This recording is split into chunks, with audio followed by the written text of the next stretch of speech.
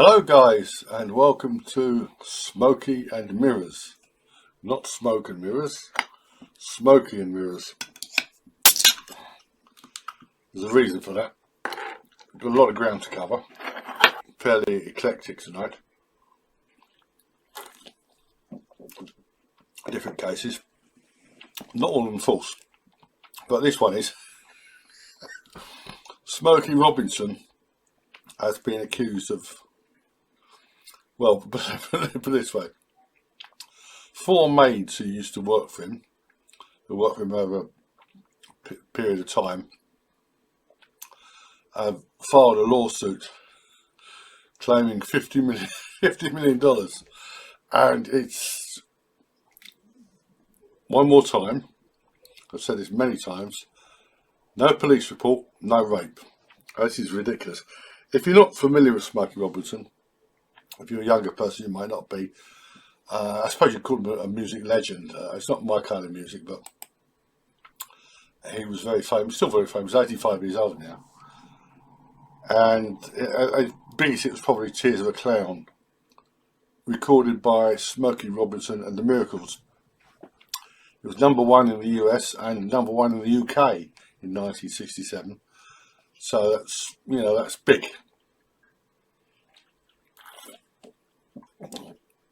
He was a record producer and everything. He has an estimated net worth of $150 million. I don't know how accurate that is, but whatever it is, he ain't going to give these women 50 million of it. He ain't going to give them 5 million. He ain't going to give them anything. Oh, it's absolutely ridiculous. I haven't delved into it, but apparently he's been accused of sexual impropriety before. But this is par for the course for any person in show business, in business, politics. Women are generally accused of either of financial crimes or slipping away to the top. Men are accused of financial crimes and doing things they didn't ought to do to women without their express permission. But this is absolutely ridiculous. There's a video of it on YouTube. I don't know how to play. I mean, they've hired a black lawyer. I won't play a bit of it actually, but it's absolutely ridiculous. Law and Crime Network. Smokey Robinson fires back at sex assault accusers. We believe that Mr. Robinson is a serial and sick rapist that must be stopped. A bombshell lawsuit was filed this week against legendary R&B singer Smokey Robinson and his wife Frances. In it, 4 of Smokey's former housekeepers accused him of sexual assault and rape, while accusing his wife Frances of fostering a hostile work environment. I'm Elizabeth Milner with Law and Crime. Now, when we first reported on this story on Tuesday, Smokey Robinson hadn't yet responded to the allegations against him. But now the 85-year-old lawyer is slamming the claims, calling them vile and false. Our 4 clients have a common thread. Common thread. They're all lying. They're supposed to have used ethnic slurs against them as well, because they're all Hispanics or something. There's a comment here. No police reports, no restraining orders, no records anywhere, but words or allegations are flying all over the world. Yeah, I'm sorry. I really hate how women are being used to take men down in this way. I'm not shame blaming, but why didn't they just quit? I think probably if they paid them more, if he's quite wealthy, well, if he's wealthy beyond degrees of avarice, he should have paid them a lot more. It's not really BS. They may have been sleeping with him, but he ain't assaulting nobody 21 or 20 times. Smokey's a cheater, but he ain't a beater. Vile attorney. Burden of proof is on the accuser. I'm not bashing the women, but over 20 times, over years, I don't know. The first report was the usual garbage about these women don't know each other, but maybe they met. They met, one of them said something, and the usual crap. No. I think it's an outright conspiracy. Why is the money amount mentioned more than wanting justice? Yeah, precisely. Don't believe a word of it. I'm not saying he didn't shag one or two of them, but it's amazing how these accusers always wait multiple decades to claim they've been abused. Yeah, why didn't you say that when they were accusing Rolf Harris and all the other U-Tree victims? Yeah, Jimmy Savile, the late Jimmy Savile, well, the late Rolf Harris now. It's absolutely ludicrous. Anyway, I won't pay any more attention to that. It's not quite as ridiculous as the claim against Garth Brooks, which was just one woman. I think I've covered that before, haven't I? I think so. I mean, that was the thing she accused him of was like, it has to have been an acrobat. So anyway, I think Smokey Robinson's got a lot of support, even from someone who isn't a particular. Oh, Motown fans. Smokey Robinson could be the Bill Cosby of Motown. Yeah, he was framed as well. Jesus H. Christ. Lie detector for sure. That's Cheryl Ott 3535. Just one more. The lawyer should also be sued for defamation. Defamation with 2 M's. Yeah, I mean, there's a lot of comments here, and shame on Smokey for paying below minimum wage. He knows what poverty is. Well, apparently, he said they were paying minimum wage. He should have paid them more. Almost all these comments, if not all of them, are hostile. So that shows what contempt people have for these sort of allegations, and rightly so. Yeah, I mentioned Garth Brooks briefly. I mentioned him in Hangouts 112 and 114. Good grief, November 9th last year, the World War II. Time flies, man. It does fly. I mean, it's just, Goodman's been dead over a year. Paul Todd, my first site sponsor, he's been dead 3 years now. 3 years plus. It flies. As you get older, time flies. Anyway, that's Garth Brooks as well. I should mention that there's another celebrity here, Gérard Depardieu. Now, he's on the Force Rape timeline. I'll just dig him out. This was a rape allegation, and it's at August 27th, 2018. He was accused of rape by a woman nearly 50 years his junior, who said to attack him at his Paris mansion on August 7th, 2018. Actually went back for more on the 13th. A thorough investigation by the Paris prosecutor concluded there was not a shred of evidence for the crime. Right. He has, though, now recently been convicted of sexual assault, groping, basically. The phrase sexual assault, in Canada, sexual assault means rape, or usually means rape. But it can mean just grabbing somebody's tit, Men can be sexually assaulted as well, usually by homos, because they don't usually complain if they're sexually assaulted by women. They'll ignore it or laugh or slap them. This is Sky News. French actor Gérard Depardieu found guilty of sexually assaulting 2 women. The 76-year-old actor is given a suspended sentence after being convicted of groping women during the film of the 2001 movie Les Volettes Verts. I'm not sure what that means. Les Volettes Verts. I did 6 years of French at school, and speaking of word, I'll count up to about 15. Depardieu was convicted by a court in Paris of groping the women during the filming of The Green Shutters. Les Volettes Verts. The Green Shutters. He made a film called Green Card, didn't he, with Andy McDowell. Both victims who work in the film in behind-the-scenes roles. Following his conviction, Depardieu was fined €29,040, and the court requested he be registered in the National Sex Offender Database. Depardieu, protected by film industry for decades. There's a clip here. What if it's in English? What if it's going to play? The biggest star in French cinema, after years of accusations, Gérard Depardieu, found guilty of sexual assault. Depardieu has made more than 200 films and lived a life of indulgence and excess.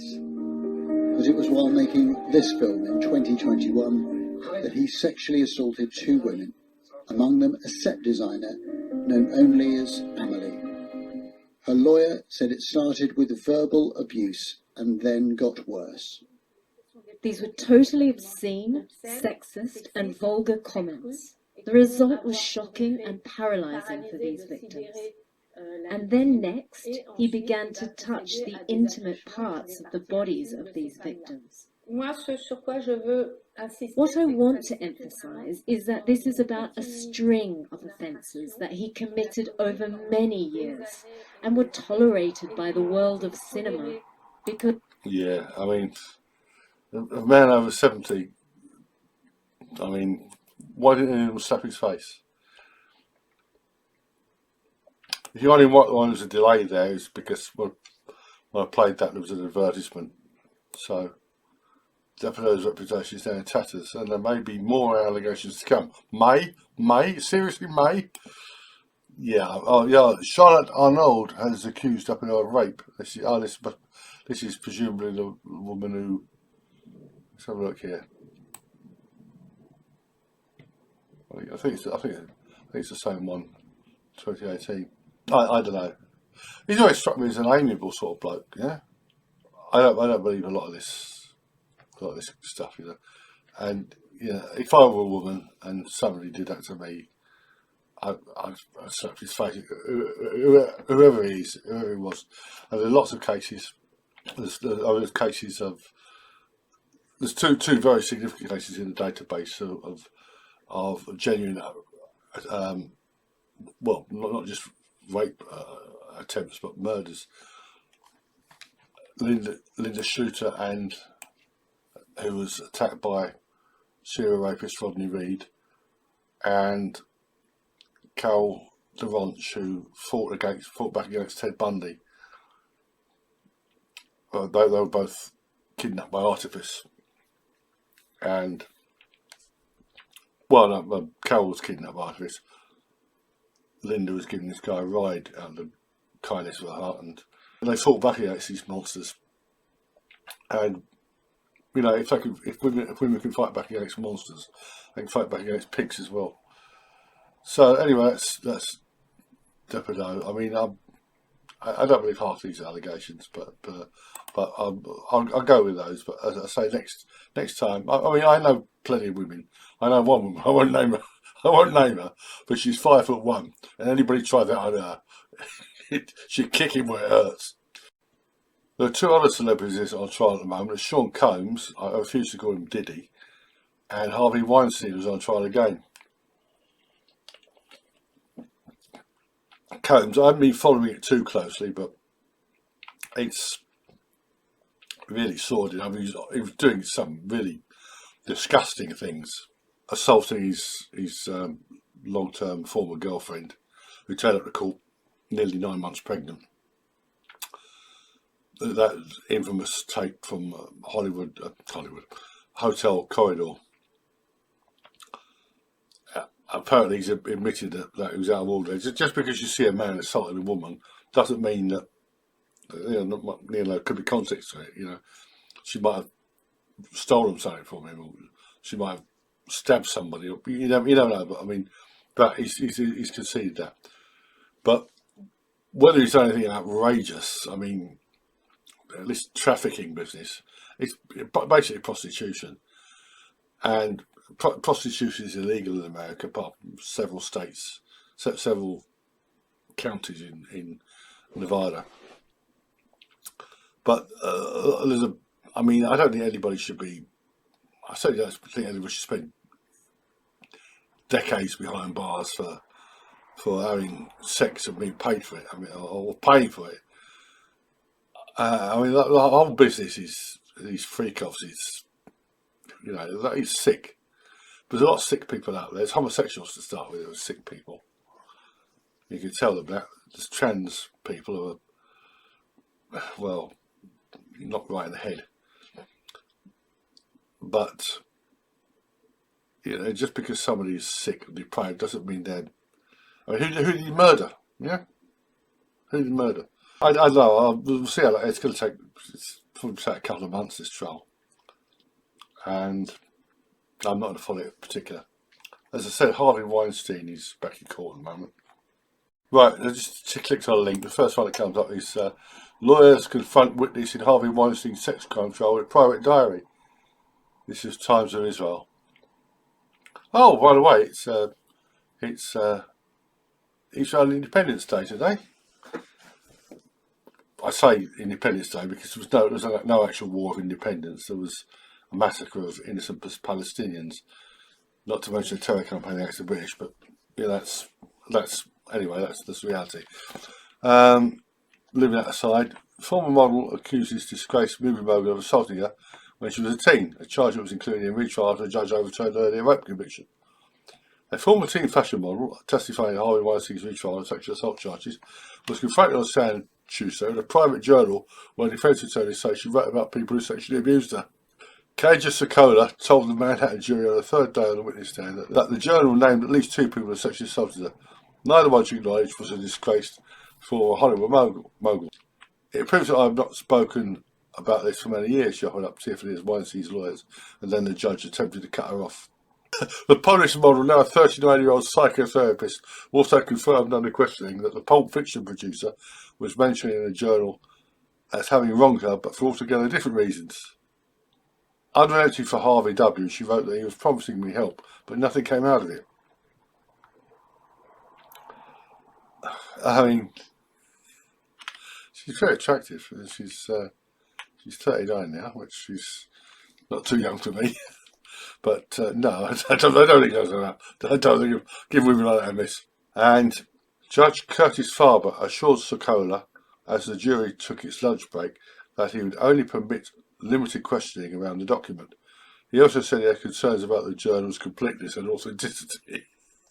Wondering how defence lawyers have obtained what appears to be private medical records. This might backfire tremendously for the defence, Farber said at one point, as prosecutors also strongly opposed inclusion of the journal as evidence in the trial. That's the risk they're willing to take. There's some woman, I forget her name, I was watching a video she made about Weinstein, and she concluded, like me, that man is a pig but not a rapist. A lot of these women went back time after time after time, sent him flattering emails and heap praise with him. At some point, you have to say they're consenting. You know, it's not going to say, like, oh, he overpowered me. I mean, and then you go back for more, and again, and again. If it's a so-called abusive relationship, if they're living under the same roof, and a woman is dependent on him financially or whatever, or he's got some sort of psychological hold on her, but this sort of thing is garbage. It's total garbage. Which brings me to Russell Brand. Brand flew in from the United States to appear in London. It's a 50-second clip. I'll play this from the BBC website. There was a huge media scrum when Russell Brand arrived at Westminster Magistrates Court this morning. He exited his car, surrounded by, we think, his own private security guards and also police officers as they escorted him inside the courtroom. Lots of photographers here trying to get the best photos of him as he walked into the building behind me. And when he appeared in court, it was a fairly short hearing, only 12 minutes long. He confirmed his name, his date of birth and his address, and the Chief Magistrate read out the charges to him. He's charged with rape, sexual assault and indecent assault, but because one of those charges is rape, it can't be dealt with any longer at a magistrate's court. It has to go to a Crown Court. So he'll appear at the Old Bailey on the 30th of May, the end of this month. He was released on bail, so he could go back to America. That's where he lives now, but he'll have to be back in London on the 30th of May for the next hearing in this case. Well, the report continues. He's accused of sexually assaulting women, a woman by touching her breasts and indecently assaulting her by grabbing her arm and dragging her towards a male toilet. Yeah. There's an oral rape charge as well. It's not mentioned here. No, apparently not. Now, the only thing that may cause him problems is this. There's an allegation made in the United States where a woman went to a rape crisis centre soon afterwards, but I'm inclined to think that, well, she went there to get, she thought he may have given her some sort of disease, you know, she went there to get free treatment, and I think that she may have been persuaded that she was actually raped, or persuaded something. I do this a lot of times, especially if it's like vigorous sex, or I mean if it's, don't have sex in the toilet, please, never, never. I would never do that. The backseat of a car at Croydon, yeah, and in a graveyard at Halifax, yeah, but never in a toilet, no, yuck. But well, I was in a relationship both times, but best not mention the Croydon one. But I mean, they tend to be like very, you know, sordid affairs. I think there's a good chance he'll be convicted, or perhaps actually a bad chance. And it's just absolutely, I don't know, it's the whole thing is sordid. Do I think he's guilty? No, I don't think he's guilty, but I've explained what the prosecution will say, what the Crown will say. None of these women know each other, so unless it's a conspiracy, ho ho ho, that man is guilty. That's what they'll say. It's always the same BS. So anyway, that's Russell Brand. Now, one allegation that is often made by the sisterhood is that women don't, well, one is that they don't report rape, another is that they retract truthful allegations because pressure, etc. Yada, yada, yada, yada. I'm not impressed with that, but there is one allegation that is true. I mentioned earlier Linda Schluter, who she was responsible for bringing serial rapist Rodney Reed to justice. Reed, about 6 months before he attacked Linda, Reed raped and murdered Stacey Stites. She was 19. She was engaged to a police officer named Jimmy Fennell. And for some reason, this was in Texas, Reed is currently on death row. He should have been executed decades ago, but some of the scum who run these innocence projects really are scum. They're not interested in innocence. They just post a death penalty out, and some of them are on a grift. But they managed to keep this scumbag alive. But what happened was after, well, for some reason, the authorities tried to put Fennell in the frame for her murder. Frankly, it was a ridiculous claim because she drove to work about 30 miles away. But do that in Texas, you know. You'd have to move faster than the Flash to murder her and get back in time for the following morning, because he was living in the same building as he and Stacey were living together in the same building as her mother. They tried to put him in a frame. It's completely hopeless, and Reed is, I mean, his DNA and everything. It's just, you never see such a guilty man. But about 10 years after the murder, Fennell, they arrested some woman for being drunk or whatever. He drove her somewhere, and he raped her. It's like on the car bonnet, basically. She accused him. Another officer or two turned up, and they made a retract. They locked her up in the local jail, but she managed to get a phone call. Anyway, the bottom line was that Fennell was convicted of rape and got a 10-year sentence, and he's since seen the Lord. And some of his lowlifers still accuse him of murdering Stacey Stites. But women do, on a rare occasion, withdraw truthful rape allegations. I'll concede that. But false allegations are far more common than is generally acknowledged. And now, a particular interesting false allegation. This case is already on the timeline. It was one of the first cases on the timeline, I think. Let's have a look. Well, it's an early case anyway. It's where are we?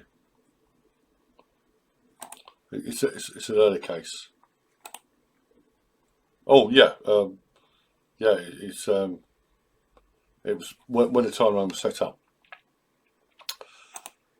Roy Burnett, on August 19, 1985, a 20-year-old student nurse is allegedly sexually assaulted after writing from a bus in Bromley, Kent. Roy Burnett was convicted of rape, buggery and assault, occasional actual bodily harm, and given a life sentence. He was described by the court as a psychopathic dullard. He was 43 at the time he was convicted. At the time of his conviction or the time of his arrest. But he was in his 40s anyway, early 40s. And he had 2 indecent assaults as a record, which is probably why he became a suspect. Anyway, he got a life sentence.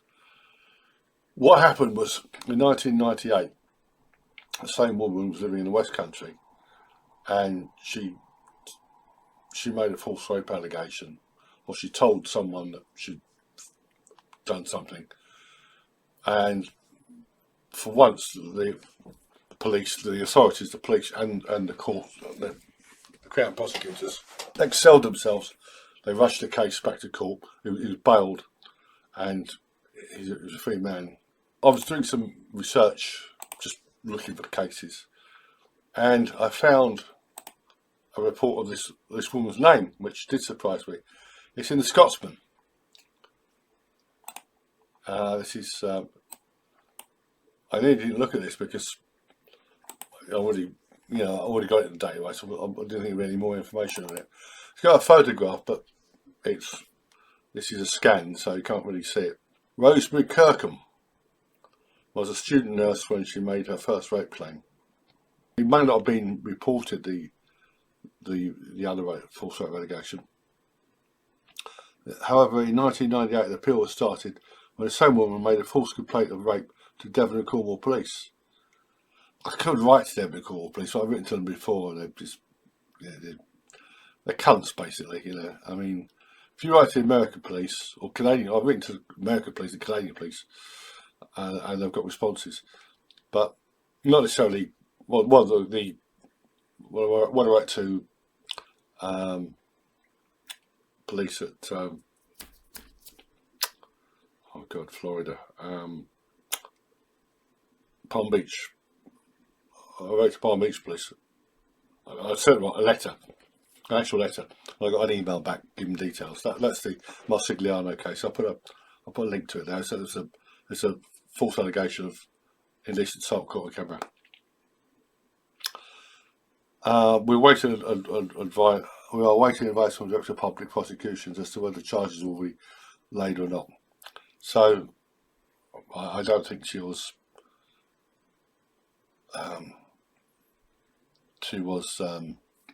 prosecuted for this. I'd heard about it. It would have been reported by the BBC and by the national press. But Rosemary Kirkham, that's her name. So I was surprised at it. It appears to be the only newspaper that reported it. Scotsman. That's where are we? It's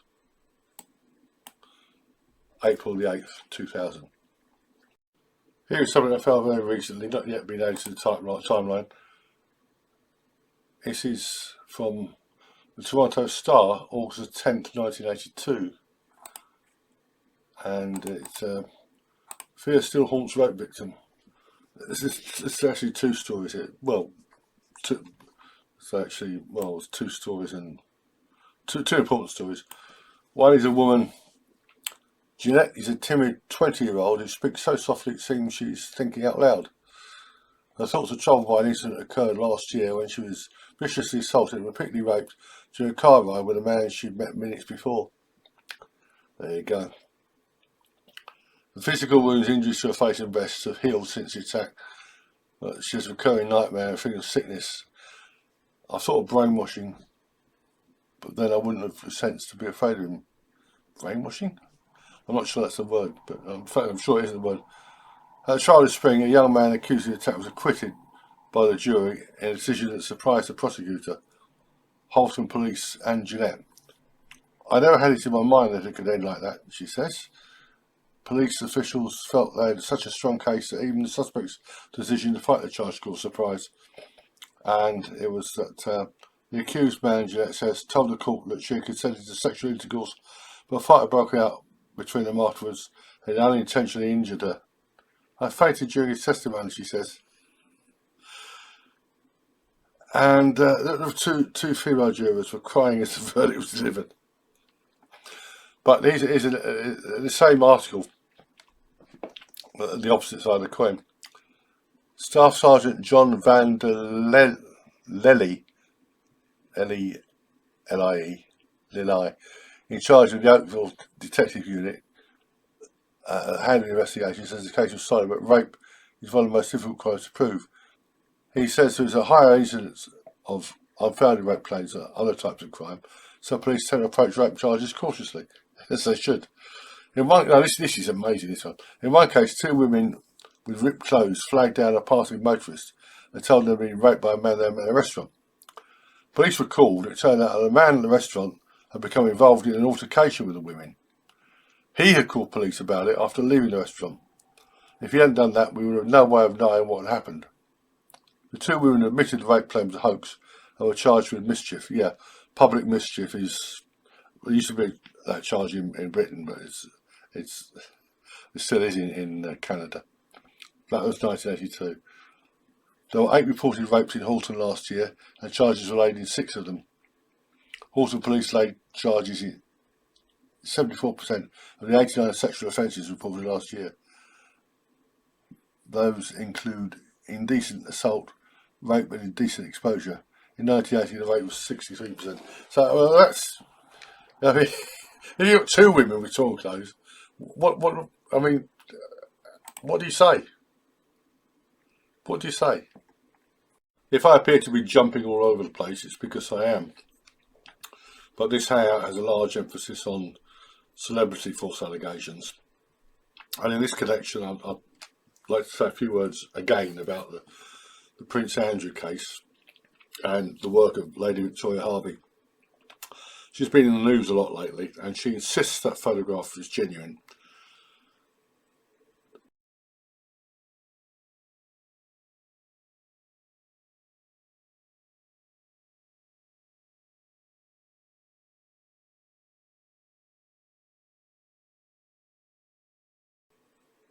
Something about it somebody pointed out to me, to me, was that, on a YouTube comment, was that in that photograph, Prince Andrew appears to have a wallet in his back pocket, and royalty don't carry wallets. Well, I don't know about that. The monarch doesn't. The monarch doesn't carry money.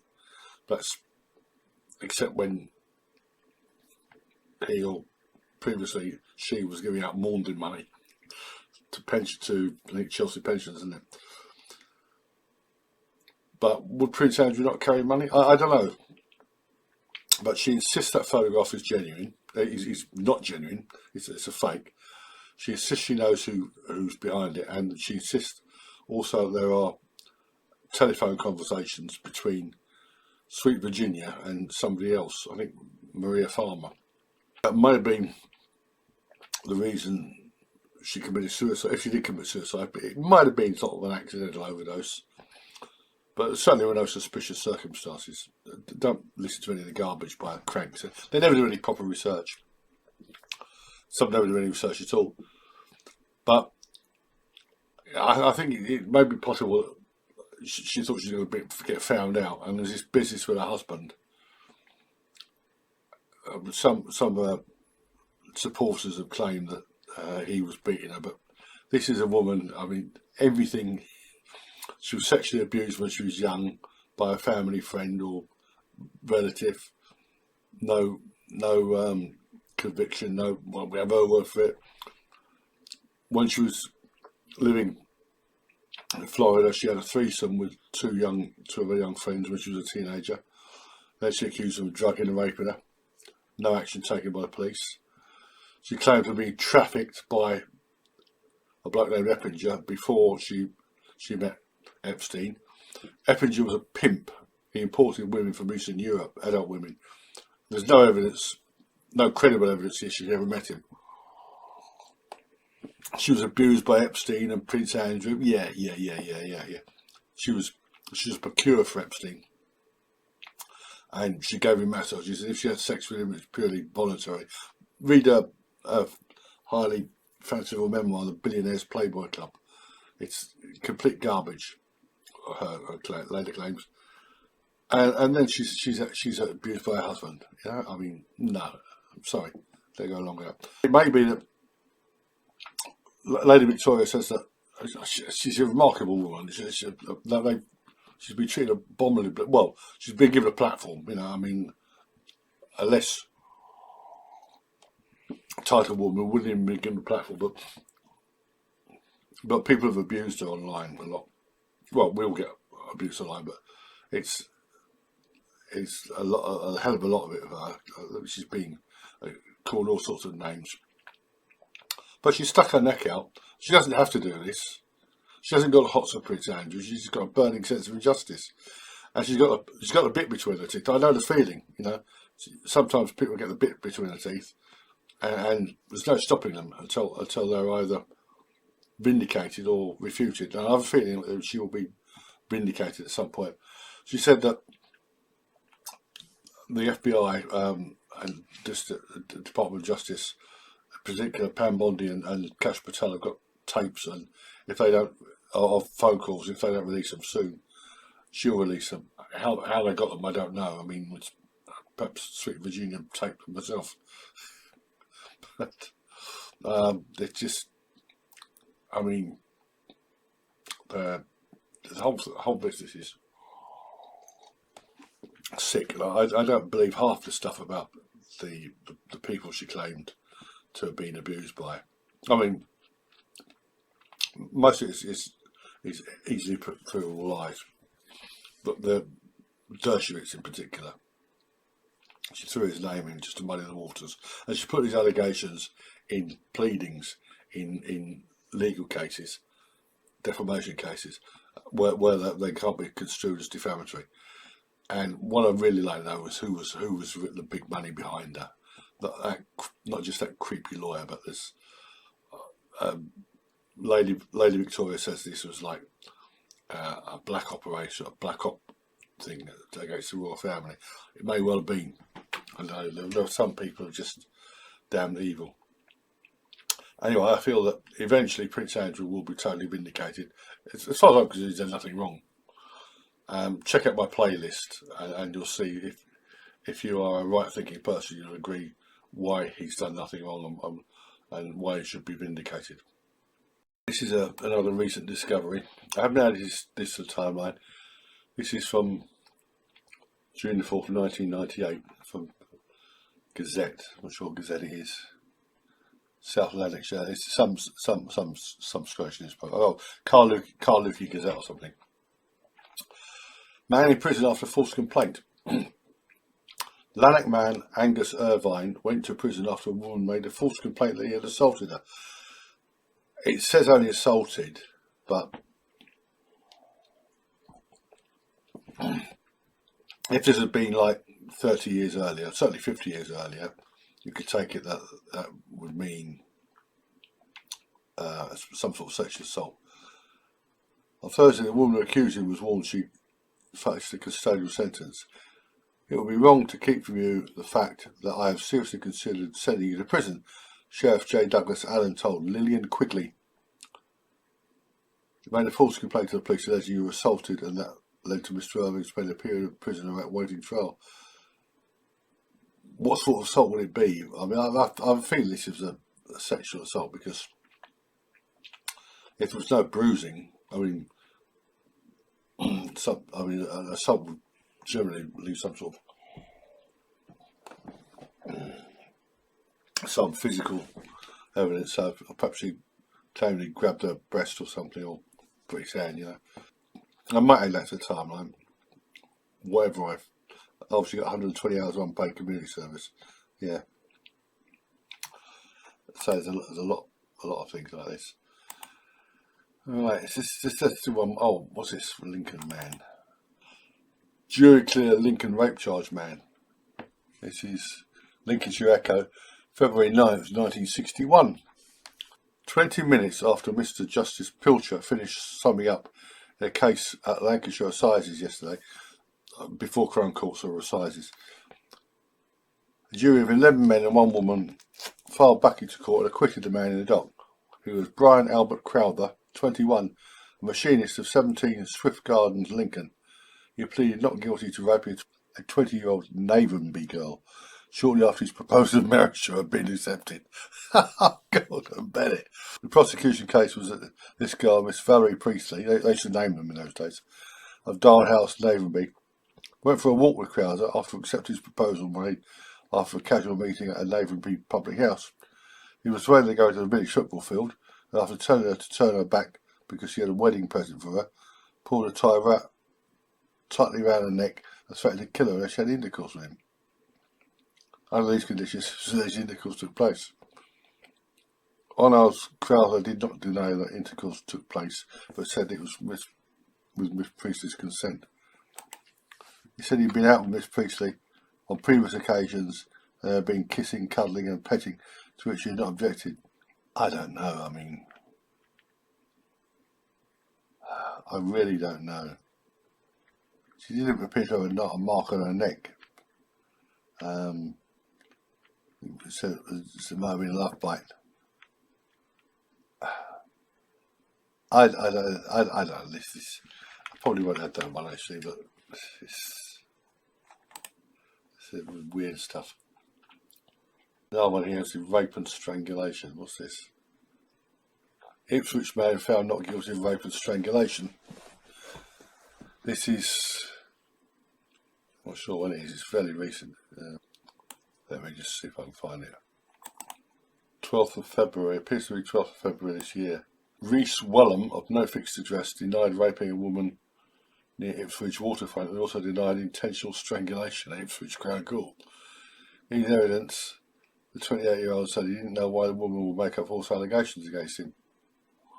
Following deliberations, he was cleared of both counts by the jury on Wednesday. During the trial, the jury was told that Wellham had admitted stalking the woman by bombarding her with messages, loitering outside the home and leaving items outside her address. Definitely won't be able to do that. Okay, just one more. This is Toronto Star again.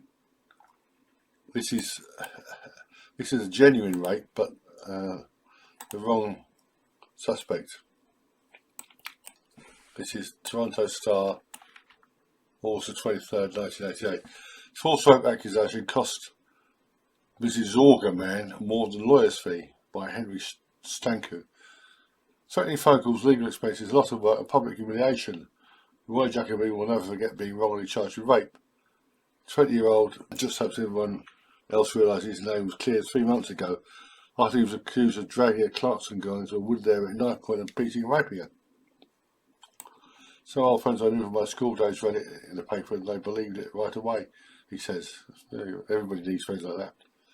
Peel Region Police withdrew the sexual assault charge filed against Jacoby after tests on his hair, semen and blood showed he couldn't have committed the crime. Although he dropped the charge, Jacoby didn't find out until 2 weeks later when his lawyer called to tell him he didn't have to appear in court for a 4th time. So, I'm not sure it was their fault. The girl told them it was me. As far as I was concerned, that was the only evidence they needed to arrest me. The 18-year-old victim was beaten and raped after being grabbed by a man as she walked along Lakeshore Road. No, I won't. I don't know. I'll see if I can find if there's actually somebody charged, tried and convicted of it. It's to complicate matters. The victim immediately identified Jacoby as I was saying it when police showed him his photograph, which implies he's got form. Jacoby was held in custody for 2 days until his family could post a $5,000 bond. Okay, just do one more. This is from Express and Star. That'll be the Wolverhampton Express and Star. November 5th, 1984. Rape case dropped. A rape case against a lorry driver was withdrawn at Cardiff today when the stipendiary magistrate was told that the complainant had committed suicide. Mr. John Anthony, prosecuting, offered no evidence, and the 32-year-old accused man from Gloucester was discharged by the magistrate Sir Lincoln Halliman.